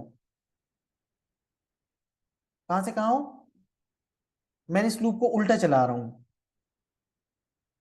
अब इस लूप को मैं रिवर्स चला रहा हूं, ठीक है। मैं कह रहा हूं कि के की वैल्यू 5 से शुरू करो, के की वैल्यू 5 से शुरू करो और 1 तक आओ, और के माइनस माइनस, ठीक है। अब क्या होगा, अब ये लूप उल्टा चलेगा। अब पहली दफा ये वाला जो लूप है, पहली दफा कहां से कहां तक चलेगा, 1 से 5 तक। क्यों, ये लूप कहां से कहां तक चलता है, ये लूप चलता है 1 से लेकर के की वैल्यू तक। कहां से कहां तक चलता है, 1 से लेकर के की वैल्यू तक। अब पहली दफा के की वैल्यू 5 होगी, तो ये 1 से 5 तक चलेगा, तो 1 से 5 तक प्रिंट करेगा। फिर अगली दफा के की वैल्यू कम हो जाएगी, 4 हो जाएगी, तो फिर ये 1 से 4 तक चलेगा, 1 से 4 तक प्रिंट करेगा। तो ये उल्टा चलेगा, देखिएगा जरा भी, ये देखिए। पहली दफा इसने किया 1 2 3 4 5, फिर 1 2 3 4, फिर 1 2 3, फिर 1 2, फिर 1। वही अपने वही काम किया लेकिन उल्टा कर दिया इसने, ठीक है जी। उम्मीद है समझ आ गई होगी। सिर्फ ये जो पहले वाला लूप है ना, फर्स्ट लूप, इसको मैंने उल्टा कर दिया। पहले था ये 1 से 5 तक, अब मैंने कर दिया 5 से 1 तक, और यहाँ पे के माइनस माइनस, और यहाँ के इज ग्रेटर देन, जब तक के की वैल्यू 1 से बड़ी होगी या इक्वल होगी, के इज ग्रेटर देन। पहले यहाँ लेस देन लिखा था, अब मैंने ग्रेटर देन कर दिया, ठीक है जी। तो ये आपका आ गया। अच्छा फिर एक और चीज होती है, एक और प्रोग्राम आता है, अक्सर आता है प्रोग्राम, वो आता है फैक्टोरियल वाला। कहता है कि जी आप इनपुट लो यूजर से, रीड करो और फैक्टोरियल कैलकुलेट करो। फैक्टोरियल वाले कैलकुलेट में आप जो वेरिएबल लेंगे लेंगे एन लेंगे, के लेंगे और फैक्ट लेंगे। फैक्ट फैक्ट का मतलब होता है फैक्टोरियल, और फैक्टोरियल की जो वैल्यू है ना, फैक्टोरियल की वैल्यू को आप 1 रखेंगे। क्यों, कोई भी ऐसी चीज जिसको आपने प्रोग्राम में मल्टीप्लाई करना है उसको आपने 1 रखना है, और कोई भी ऐसी चीज जिसको आपने प्लस करना है उसे आपने जो है ना 0 रखना है। तो फैक्टोरियल कैलकुलेट करने, अच्छा फैक्टोरियल होता क्या है यार, ये तो मैंने आपको बताया ही नहीं। सपोज फैक्टोरियल क्या होता है, फैक्टोरियल जो है ना, फैक्टोरियल फैक्टोरियल का साइन ये वाला होता है, नॉट नॉट वाला साइन होता है फैक्टोरियल का। अगर फॉर सपोज मैंने 4 फैक्टोरियल मालूम करना है, तो 4 फैक्टोरियल का मतलब है 4 multiply by 3 multiply by 2 multiply by 1। तो किसी भी चीज का फैक्टोरियल मालूम करते हैं, कैसे मालूम करते हैं, उससे पहले जितने भी नंबर्स होते हैं उन सबसे उसको मल्टीप्लाई करते हैं। तो अगर मैं 4 का फैक्टोरियल मालूम कर रहा हूं तो मैं लिखूंगा 4 multiply by 3 multiply by 2 multiply by 1। करो, 4 3 जा 12, 12 2 जा 24, 24 1 जा 24। तो 4 फैक्टोरियल अगर आप कैलकुलेटर से भी कैलकुलेट कर सकते हैं, 4 फैक्टोरियल आता है 24 के इक्वल। अच्छा, अगर कोई आपसे कहे कि यार 3 फैक्टोरियल मालूम करो, फिर क्या करेंगे, 3 फैक्टोरियल मालूम करने के लिए आप करेंगे 3 मल्टीप्लाई बाय 2 मल्टीप्लाई बाय 1। ये तो बहुत आसान है, ये इसका क्या आंसर आएगा, 6। अच्छा, 6 आंसर आ गया, चलें जी। अगर कोई आपसे कहता है 7 का फैक्टोरियल मालूम करो, वो भाई 7 का फैक्टोरियल तो बड़ा मुश्किल होगा। क्यों, 7 multiply by 6 multiply by 5 multiply by 4 multiply by 3 multiply by 2 multiply by 1, ठीक है जी। अब इन सबको मल्टीप्लाई करेंगे, 7 को 6 से, 6 को 5 से, 5 को 4 से, 4 को 3 से, 3 को 2 से, इन सबको आपस में ना मल्टीप्लाई करेंगे। तो ये तो बड़ा लंबा काम है यार, मैं चलो करके देखता हूँ। मैंने किया 7 multiply by 6 multiply by 5 multiply by 4 multiply by 3 multiply by 2 multiply by 1। 7 6 5 4 3 2 1, ये आया 5040। क्या आया, 5040, ठीक है। तो असल में जब हम फैक्टोरियल मालूम करना होता है, तो जिस नंबर का फैक्टोरियल मालूम करना होता है, हमने उससे छोटे जितने भी, उसको उससे छोटे जितने भी नंबर है सबसे मल्टीप्लाई करना है। लाइक 7 का फैक्टोरियल मालूम करना है, तो 7 multiply by 6 multiply by 5 multiply by 4 multiply by 3 multiply by 2 multiply by 1, इन सबको मल्टीप्लाई करने से जो आंसर आता है वो आंसर आएगा। अब ये काम हमने खुद नहीं करना भाई कैलकुलेटर से, हमने किससे करवाना है, हमने सी प्लस प्लस का प्रोग्राम बनाना है, सी लैंग्वेज का। अब मैं सी लैंग्वेज का प्रोग्राम बनाने लगा हूँ, ठीक है जी, फैक्टोरियल मालूम करने का। मैंने लिख दिया इंट एन के फैक्ट, ये लिख दिया। अच्छा अब मैंने यहाँ पे लिखा, मैंने लिखा प्रिंट एफ। मैं अब यूजर से कह रहा हूँ please enter a number to find factorial, ठीक है जी। मैंने बंदे से कहा please enter a number to find factorial. अब ये जाके मैसेज लिखा हुआ आएगा। आप अगर इस प्रोग्राम को रन करोगे, आपके सामने ये मैसेज लिखा हुआ आएगा। तो आप क्या करोगे, आप कीबोर्ड से कोई नंबर लिखोगे। अब वो नंबर कंप्यूटर ने लेना है, उसके लिए क्या होगा, स्कैन एफ। स्कैन एफ क्या करता है, स्कैन एफ की कमांड आपके कीबोर्ड से इनपुट लेती है। अब मैंने लिखा जी स्कैन एफ, स्कैन एफ के बाद यहाँ पे क्या लिखा, जो परसेंटेज आएगा, जो नंबर आएगा वो होगा परसेंटेज डी। ये परसेंटेज डी क्या है, इसे कहते हैं फॉर्मेट स्पेसिफायर। आई होप कि आप लोगों को पता होगा। फॉर्मेट स्पेसिफायर क्या करता है, बताता है कि यहाँ पे किस किस्म की चीज आनी है। फिर कॉमा लगाएंगे, कॉमा लगाने के बाद ये एंड लगाएंगे, एंड लगाने के बाद हम लगाएंगे एन, और यहाँ पे स्टेटमेंट टर्मिनेटर। याद रखना, ये जो स्कैन एफ है, स्कैन एफ में यहाँ पे जो भी वेरिएबल लिखते हैं उसके साथ ये एंड जरूर लगाते हैं। क्यों? हमारी जो भी इनपुट कीबोर्ड से जो भी नंबर आएगा वो इस एन के, एन में नहीं जाएगा, एन के एड्रेस पे जाएगा। ये जो एंड है ये बता रहा है कि ये जो चीज, जो भी चीज आ रही है, जो भी नंबर आ रहा है उसे एन के एड्रेस पे भेज दो। और कहीं पे भी ये एंड का निशान नहीं लगता। प्रिंट एफ में कहीं पे भी ये एंड का निशान, सिर्फ स्कैन एफ में ये एंड का निशान लगता है। अच्छा जी, नंबर एंटर कर दिया, नंबर एंटर कर दिया। अब मैंने क्या करना है, फैक्टोरियल मालूम करना है। बेटा फैक्टोरियल मालूम करने के लिए हम लूप लगाते हैं। फॉर का लूप लगाएंगे। कहां से कहां तक लगाएंगे? फॉर का लूप लगाएंगे, हम कहेंगे k is equal to n से शुरू करेंगे। सही है, k इज इक्वल टू कहां से शुरू करेंगे, एन से शुरू करेंगे। और कब तक चलाएंगे, जब तक k की वैल्यू जो है वो 1 के इक्वल है या बड़ी है तब तक हम चलाएंगे। ठीक है, और यहाँ पे क्या करेंगे, k माइनस माइनस। ठीक है जी, k माइनस माइनस करेंगे, ये हमारा लूप चलेगा। देखो ना, ये क्यों के एन की वैल्यू क्यों चला रहे हैं? सपोज आपने आपने नंबर लिखा 5, तो पहली पहले के की वैल्यू क्या होगी, 5 होगी। पहली दफा वो 5 को मल्टीप्लाई करेगा, फिर 4 को, फिर ये कम करता जाएगा। फिर पहली दफा के की वैल्यू 5 होगी, फिर 4 होगी, फिर 3 होगी, फिर 2 होगी। वही फैक्टोरियल है ना, मल्टीप्लाई करना है। और यहाँ पे हम क्या करेंगे, हम लिखेंगे फैक्ट इज इक्वल टू, ये शुक्र है इसने अलार्म दे दिया वरना भी ये ना बंद हो जाता। हम लिखेंगे fact is equal to fact multiply by k. ठीक है, इससे होगा क्या, अभी पहले फैक्ट के अंदर, अच्छा इसका मतलब क्या होता है, fact is equal to fact multiply by k का क्या मतलब है? वो कह रहा है कि फैक्ट की नई वैल्यू, क्या कह रहे हैं, फैक्ट की जो न्यू वैल्यू है वो इक्वल है फैक्ट की ओल्ड वैल्यू मल्टीप्लाई बाय के। अच्छा चलो देख लेते हैं, फैक्ट की नई वैल्यू क्या आएगी भाई, फैक्ट की ओल्ड वैल्यू। फैक्ट की ओल्ड वैल्यू क्या है, ऊपर लिखी हुई है 1। फैक्ट की ओल्ड वैल्यू मल्टीप्लाई बाय के की वैल्यू क्या थी, वही जो एन की वैल्यू थी। सपोज मैं कहता हूँ यार एन की वैल्यू 5 थी, एन की वैल्यू क्या थी, 5 थी। तो ये 1 को 5 से मल्टीप्लाई करके फैक्ट की वैल्यू क्या आ जाएगी, 5 आ जाएगी। तो ये पहली दफा ये होगा। नेक्स्ट टाइम क्या होगा, जब नेक्स्ट टाइम आएगा, अब फैक्ट की पुरानी वैल्यू क्या है, 5 है। और के की वैल्यू क्या हो जाएगी, जब अब ये लूप जो चल रहा है हमारा, इस लूप में पहली दफा के की वैल्यू 5 होगी, और ये हर दफा क्या करेगा, कम करेगा। एक एक के माइनस माइनस का मतलब है हर दफा एक कम करो। अब जब अगली दफा आएगा के की वैल्यू क्या होगी, 4 होगी। ठीक है, तो 5 को 4 से मल्टीप्लाई करेगा, क्या आ जाएगा, 20। फिर जब ये लूप चलेगा, अगली दफा आएगा। अब फैक्ट के अंदर क्या स्टोर है, फैक्ट के अंदर स्टोर है 20। 20 को वो किससे मल्टीप्लाई करेगा, के की वैल्यू से। अब के की वैल्यू क्या हो चुकी है, क्योंकि के की वैल्यू हर दफा एक एक कम हो रही है। अब के की वैल्यू हो चुकी है 3। तो 20 को 3 से मल्टीप्लाई करेगा, ये आएगा जी 60। ठीक है, अब अगली दफा जब ये आएगा, फैक्ट की वैल्यू क्या होगी, फैक्ट के अंदर पुरानी वैल्यू क्या थी, 60। उसको मुझे मल्टीप्लाई करना है किससे, के की वैल्यू से। के की वैल्यू अब क्या हो चुकी है, कम होके 2 हो चुकी है। तो 60 को 2 से मल्टीप्लाई करूंगा, आएगा 120। फिर जनाब फैक्ट की न्यू वैल्यू क्या होगी, फैक्ट की न्यू वैल्यू होगी फैक्ट की पुरानी वैल्यू। पुरानी वैल्यू क्या है, 120। किससे मल्टीप्लाई करो, के की वैल्यू से। अब के की वैल्यू क्या हो चुकी है, पहले 5 थी, फिर 4 हुई, फिर 3 हुई, फिर ये लूप चल रहा है ना। के की वैल्यू हर दफा एक एक कम हो रही है। अब के की वैल्यू क्या हो गई है, 1 हो गई है। तो 121 से क्या हो जाएगा, 120। अब फैक्ट के अंदर क्या स्टोर है, 120 स्टोर है। के की वैल्यू क्या हो गई, 1 हो गई है। अब के की वैल्यू जो ही कम होगी, 0 होगी, ये कंडीशन फॉल्स होगी, ये लूप खत्म हो जाएगा, ये लूप खत्म हो जाएगा। जब ये लूप खत्म हो जाएगा तो फैक्टोरियल की वैल्यू क्या आ चुकी है, 120। तो 5 का फैक्टोरियल क्या आ चुका है, 120 आ चुका है। इसी तरह अगर बेशक आपने n की जगह 7 किया होगा तो ये चलता रहेगा, ये फिर यहाँ पे, यहाँ 7 होगा, 7 6 5 4 3 इस तरह चलता रहेगा। तो ये मैंने आपको समझाया कि कैसे ये काम करेगा। और अभी जो ये जो फॉर लूप है, इसकी बॉडी में सिर्फ और सिर्फ ये एक स्टेटमेंट लिखी है बस। अब मैं यहाँ पे एक थोड़ा सा गैप देके मैं क्या करूंगा, मैं कहूंगा जी print F inverted commas the factorial of percentage D is नहीं इज इक्वल टू लिखता हूँ, और फिर परसेंटेज डी। अच्छा ये क्या, मैंने क्या लिखा है, ये यहाँ पे कॉमा लिख के। अब याद रखना बेटा कि ये जो प्रिंट एफ के सामने ये जो इन्वर्टेड कॉमास होते हैं ना, इनके अंदर वेरिएबल की, ये जो वेरिएबल लिखे हैं ना, कौन कौन से वेरिएबल थे, वेरिएबल हमारे पास थे एन, के और फैक्ट। एन, के और फैक्ट ये हमारे वेरिएबल थे। ठीक है, जब ये जो प्रिंट एफ के सामने ये जो लिखा हुआ था, इसके अंदर हम वेरिएबल नहीं लिख सकते। सपोज मैं चाहता हूँ कि यार यहाँ पे जो है ना एन की वैल्यू आ जाए, किसकी वैल्यू आ जाए, एन की वैल्यू।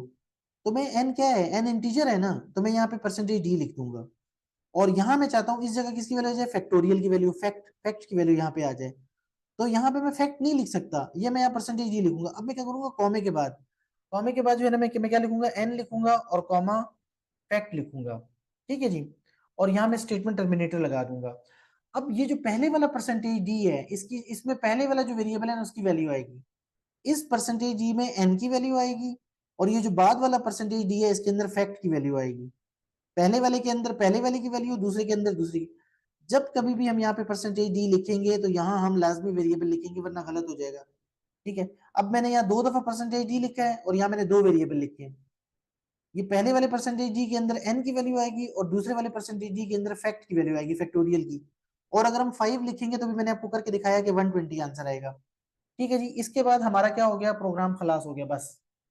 ये रिटर्न जीरो आपने नहीं लिखना होता, ये तो मैं ये जो प्रोग्राम कर रहा हूँ ना इसकी वजह से, कि भी आजकल जो है ना वॉइड में वॉइड यहाँ चलता नहीं है, जो अभी लेटेस्ट मैं ऑनलाइन कर रहा हूँ ना, मैंने सी प्लस प्लस सी लैंग्वेज इंस्टॉल नहीं की हुई अपने कंप्यूटर में, ये ऑनलाइन में कर रहा हूँ इंटरनेट पे, इसलिए।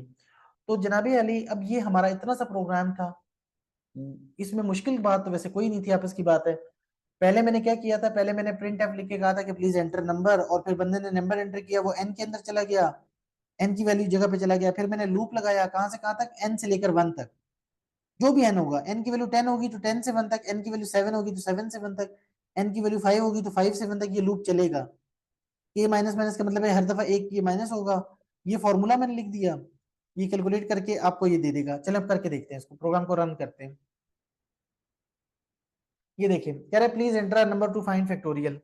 अच्छा, मैंने पहले भी आपको बताया था ना 5 का फैक्टोरियल, 5 का फैक्टोरियल हमारा आया था 120। ये देखिए मैंने 5 लिखा, एंटर का बटन दबाया, क्या आया, the factorial of 5 is equal to 120। ठीक है। अब किसी का भी फैक्टोरियल मालूम करें, चलें दोबारा चलाते हैं इस प्रोग्राम को। दोबारा मैंने इस प्रोग्राम को चलाया, वो कहते जी find please enter a number to find find factorial. अच्छा, मैं कहता हूँ 15 का मालूम करके दिखाओ मुझे, 15 का फैक्टोरियल। ये लो जी, उसने कितना बड़ा नंबर है 15 का फैक्टोरियल। और ये 15 का फैक्टोरियल मल्टीप्लाई, ये कैसे इसने मालूम किया होगा, इसने इस लूप को चलाया होगा 15 से लेकर 1 तक। इसने मल्टीप्लाई, इसने पता है क्या किया होगा, 15 multiply by 14 multiply by 13 multiply by 12 multiply by 11 multiply by 10, करते करते करते मल्टीप्लाई बाय 1 तक लेकर आया होगा, तब कहीं जाके इसने। लेकिन कंप्यूटर है, इसने कैलकुलेट कर लिया। अगर मैं आप कैलकुलेट करेंगे तो हमें तो बहुत देर लगेगी ना। ठीक है जी। तो इसके साथ ही मैंने ये आपको फैक्टोरियल वाला प्रोग्राम भी समझा दिया कि फैक्टोरियल कैसे बनाते हैं। अच्छा, इसमें एक और काम भी कर सकते हैं। अगर आपको यहाँ पे प्रॉब्लम है ना, तो आप क्या करें, आप ये जो लूप है ना, अगर आप 1 से लेकर एन तक नहीं, एन से लेकर 1 तक नहीं चलाना चाहते, आप उल्टा भी कर सकते हो। आप ये जो लूप है आप इसको चलाओ, आप इस लूप को चलाओ 1 से लेकर एन तक। ठीक है। एक ही बात है, यहाँ पे आप क्या करोगे, यहाँ पे प्लस प्लस कर दोगे। आप इस ये जो लूप है, आप इस लूप को एन से लेकर 1 तक भी चला सकते हो और 1 से लेकर एन तक भी चला सकते हो। अगर आपने 1 से लेकर एन तक चलाना है तो फिर के प्लस प्लस करोगे, और एन से लेकर 1 तक चलाना है, एन से लेकर 1 तक, तो फिर के माइनस माइनस करोगे। ठीक है। 1 से लेकर एन तक में यहाँ पे लिखोगे कि के इज लेस देन और इक्वल टू एन। और अगर एन से लेकर 1 तक चलाना है तो फिर यहाँ लेस देन की जगह, इस जगह लेस देन की जगह ग्रेटर देन का साइन आ जाएगा जब यहाँ 1 होगा, और यहाँ के माइनस माइनस आ जाएगा। ठीक है। तो ये मैंने आपको फैक्टोरियल का प्रोग्राम भी समझा दिया। ठीक है, फैक्टोरियल का प्रोग्राम भी आ जाता है। और ये भी मैंने आपको ये 1 1 2 वाला भी समझा दिया। तो आई थिंक इस क्लास के लिए इतना काफी है। ठीक है, इस वीडियो को देखें, और अगर कोई चीज समझ नहीं आती तो कमेंट्स में मुझे बताएं। अगर आपने कोई स्पेशल प्रोग्राम बनवाना है सी का, सी लैंग्वेज का, क्लास 10 की बात कर रहा हूँ मैं, अगर आपके क्लास 10 के सिलेबस में कोई और ऐसा प्रोग्राम है जो आपको समझ नहीं आ रहा, तो आप कमेंट्स में लिखें, इंशाल्लाह मैं उसके लिए वीडियो बनाऊंगा। या ये भी पॉसिबल है कि मैं किसी वक्त आपको कमेंट्स में बता दूंगा कि जी मैं इस वक्त लाइव सेशन रख रहा हूँ, और मैं लाइव सेशन रखूंगा, लाइव सेशन का बताऊंगा कि इस टाइम लाइव सेशन है, और आप आ जाइएगा लाइव सेशन में, और दोस्तों को भी इनवाइट कर दीजिएगा, तो मैं आपको जो है ना लाइव सेशन में समझा दूंगा इंशाल्लाह। ठीक है जी। तो उम्मीद है आपको जितना कुछ मैंने ये सब कुछ समझाया, जो भी आपको क्वेश्चन मैंने सॉल्व करवाए प्रोग्रामिंग के, आपको सब समझ आए होंगे। दुआओं में याद रखिएगा, और मेरे चैनल को खुद भी जो है ना सब्सक्राइब कीजिएगा, लाइक कीजिएगा, और अपने दोस्तों के साथ भी शेयर कीजिएगा, सो दैट कि जितने मेरे चैनल के यूजर ज्यादा होंगे, मेरी हिम्मत अफजाई होगी, और मैं मजीद आप लोगों के लिए वीडियोस बनाऊंगा। ठीक है जी। अल्लाह हाफिज फिर।